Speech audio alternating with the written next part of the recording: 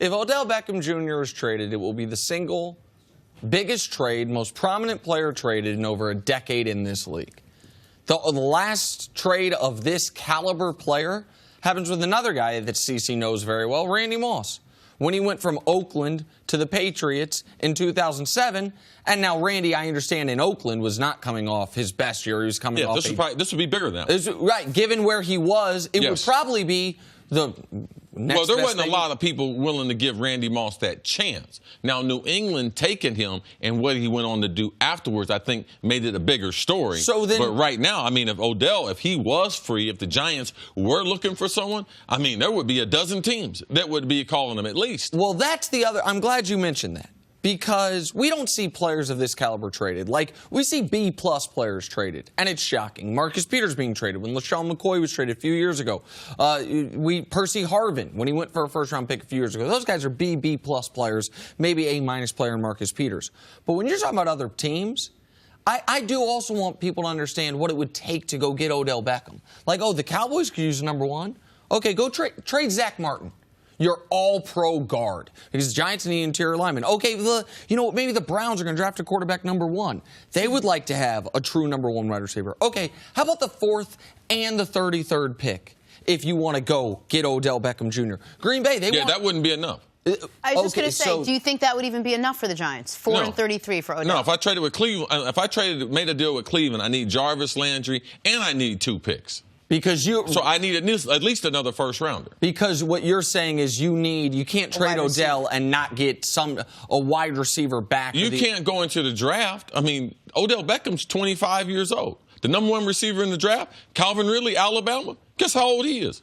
23. 23, Nick. You know it. 23 He's 23. Years old. So why would you take, when you got 3 seasons of dominant, one of the best receivers in the league, compared to taking a chance on a rookie and a rookie contract? Absolutely not. And so the question then, I mean, I don't want to act like it's impossible that they trade him. I just want people to realize it would be the biggest trade that's happened in this league in over a decade, and it would take a package the likes of which we see teams trade up to go get a quarterback in the draft because he is only 25 and because he is such a physically gifted football player. Yeah, the San Diego Chargers with Keenan Allen and Mike Williams. If they decide to give me Keenan Allen and a first-round pick, then I would trade Odell to the L.A. Chargers. Yeah, so that's the type of package it would take. Yes. For you to think it's a good deal. Go ahead, Jen. So what are the Giants' options right now? It doesn't seem like they are going to trade him. Nope. It doesn't seem like they're going to stand pat and have this this poker game between the two of them.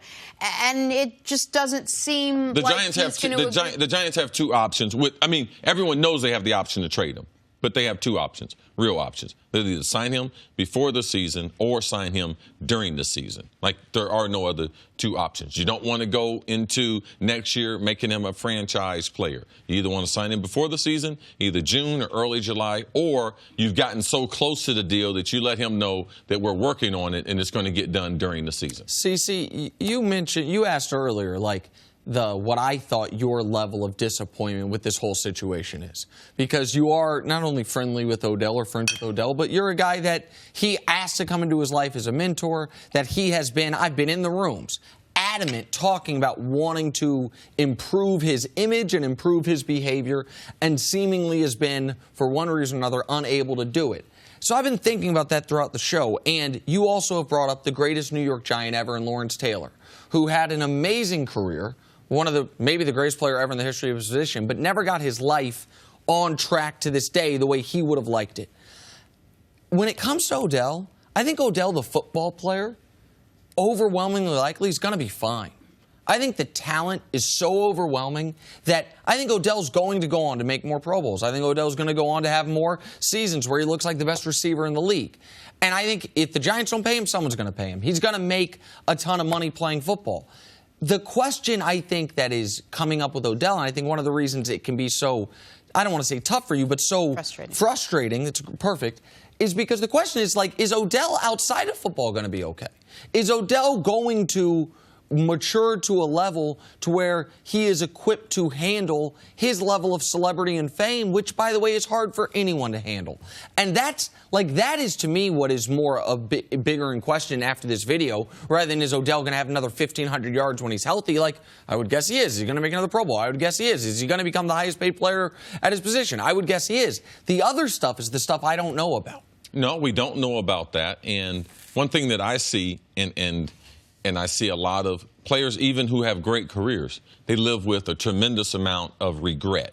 They regret the decisions they made in the moment, that they couldn't maximize the time that they were playing professionally. So that's one of the things that you deal with once you get beyond the game, even though you have been successful. The relationships that you create, the image that you create. Are you happy with those things? I know Odell's not happy, and I know that he's a smart kid.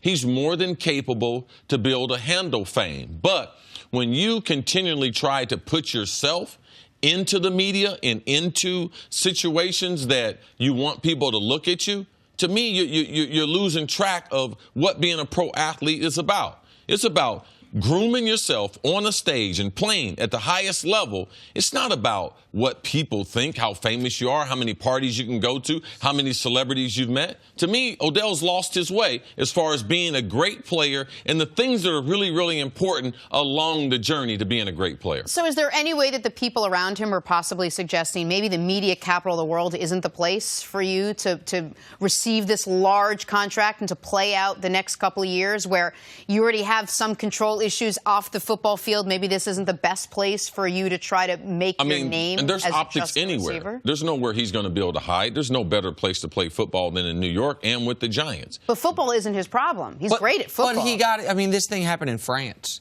Like, you got the level of fame and wealth Odell has. I don't think it matters where you play. I do know from our conversations together, I think Odell loves playing in New York. Yes. I think Odell loves playing being a Giant. Like, yes. You know what I don't think he'd like? That trade I suggested. 4th and the 33rd, go play in Cleveland. Like, I don't think that sounds too. Yeah, you think he'd be excited playing in Jacksonville? Take one of Jacksonville's DBs, ship him up here with a couple draft picks. You think he'd be happy with that? Playing with Blake Bortles? Right. Don't think so. It's sunny every day. This is ultimately, like, this is something that he can say. He'll come out at some point and talk on this, and he'll say the right things. Thanks for watching. Subscribe here to get the latest from the show. Also, be sure to check out more of the best clips from First Things First, or go watch a few segments from our other shows on FS1.